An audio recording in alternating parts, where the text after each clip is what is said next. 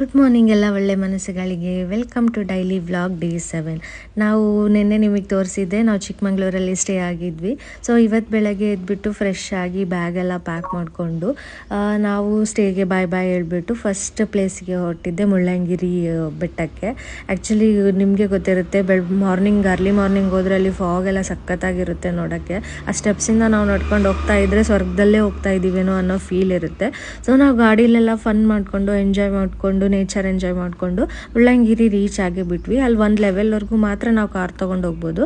ಅದಾದಮೇಲೆ ನಾವು ಜೀಪಲ್ಲಿ ಹೋಗಿ ಅಲ್ಲಿ ನಾವು ಜೀಪಲ್ಲಿ ಆ್ಯಕ್ಚುಲಿ 7 ಮೆಂಬರ್ಸಿಗೆ 200 ತೊಗೊಂಡ್ರು.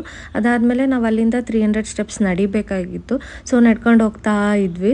ಆ್ಯಕ್ಚುಲಿ ಮೆಂಟಲ್ ಹೆಲ್ತಿಗೋಸ್ಕರ ಅಂತ ಟ್ರಿಪ್ಪಿಗೆ ಬರೋದು, ನೇಚರ್ ಎಂಜಾಯ್ ಮಾಡ್ಬೇಕಂತೇಳಿ. ಇಲ್ಲಿಗೆ ಬಂದಮೇಲೆ ಗೊತ್ತಾಗುತ್ತೆ ಸ್ಟೆಪ್ಸ್ ಹತ್ಬೇಕಾದ್ರೆ, ಟ್ರೆಕ್ಕಿಂಗ್ ಮಾಡಬೇಕಾದ್ರೆ ನಮ್ಮದು ಫಿಸಿಕಲ್ ಹೆಲ್ತ್ ಎಷ್ಟು ಹಾಳಾಗಿದೆ ಅಂತ ಹೇಳ್ಬಿಟ್ಟು. ನಾನು ಲಾಸ್ಟ್ ಟೈಮ್ ಆ್ಯಕ್ಚುಲಿ ಮುಳ್ಳಯ್ಯನಗಿರಿಗೆ ಬಂದಿದ್ದೆ. ಇದು ನನ್ನ second time Mullayanagiri, second time Chikmagalur. Actually last time ಬಂದಾಗ ನಾವು ಜೀಪಲ್ಲಿ ಬಂದಿರಲಿಲ್ಲ, ಸ್ಕೂಲ್ ಫ್ರೆಂಡ್ಸ್ ಎಲ್ಲ ಬಂದಿದ್ವಿ. ಅವಾಗ ತಾನೇ ಸ್ಕೂಲ್ ಮುಗಿಸಿ 1-2-3 ಇಯರ್ಸ್ ಆಗಿತ್ತು. ಫುಲ್ ಜೋಶ್ ಇತ್ತು, ಎಲ್ಲರೂ ರಿಯೂನಿಯನ್ ಆಗ್ತಾಯಿದ್ದೀವಿ ಅಂತ ಹೇಳ್ಬಿಟ್ಟು. ಸೊ ಅವಾಗ ಟ್ರೆಕ್ಕಿಂಗ್ ಬಂದಿದ್ವಿ. ಅವಾಗ ಇದ್ದಿದ್ದು ಹೆಲ್ತು ಇವಾಗಿರಲಿಲ್ಲ. ಅವಾಗ ಎಷ್ಟು ಚೆನ್ನಾಗಿ ಮಜಾ ಮಾಡ್ಕೊಂಡು ಎಂಜಾಯ್ ಮಾಡ್ಕೊಂಡು ಹೋಗಿದ್ವಿ. ಈ ಸತಿ ಜೀಪಲ್ಲಿ ಹೋಗ್ಬಿಟ್ಟು ಆ 300 ಸ್ಟೆಪ್ಸ್ ಹತ್ತಕ್ಕೆ ನಮಗೆ ಸುಸ್ತಾಗ್ತಾ ಇತ್ತು. ಬಟ್ ಆ ಫಾಗಿಗೆ, ಆ ವೆದರಿಗೆ, ಆ ನೇಚರ್ಗೆ ಯಾವ ಸುಸ್ತೂ ಕಾಣ್ತಾ ಇರಲಿಲ್ಲ. ಅಷ್ಟು ಖುಷಿ ಆಯಿತು ಎಲ್ಲರಿಗೂ. ಅಲ್ಲೇ ಒಂದು ದೇವಸ್ಥಾನ ಇತ್ತು ಇದರಲ್ಲಿ, ಅಲ್ಲಿ ಹೈಟಲ್ಲಿ, ಅಲ್ಲೆಲ್ಲ ದೇವ್ರು ನೋಡ್ಕೊಂಡ್ಬಿಟ್ಟು ನೇಚರ್ ಎಂಜಾಯ್ ಮಾಡಿಕೊಂಡು ವೀಡಿಯೋ ಮಾಡಿಕೊಂಡು ಎಲ್ಲರಿಗೂ ಫೋಟೋ ತೆಗೆಸ್ಕೊಂಡು ಫನ್ ಮಾಡಿದ್ವಿ.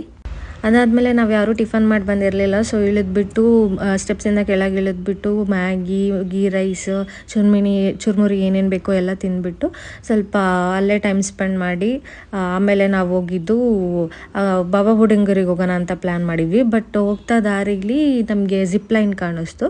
ನಮ್ಮ ಗ್ರೂಪಲ್ಲಿ ಯಾರೂ ಜಿಪ್ಲೈನ್ ಮಾಡಿರಲಿಲ್ಲ, ನಾನು ಮೇಘಾ ಸಂತು ಅಷ್ಟೇ. ಸೊ ಅದಕ್ಕೋಸ್ಕರ ಜಿಪ್ಲೈನ್ ಎಕ್ಸ್ಪೀರಿಯೆನ್ಸ್ ಮಾಡ್ಸೋಣ ಅವರಿಗೆ ಅಂತೇಳ್ಬಿಟ್ಟು ಹೋಗಿದ್ವಿ.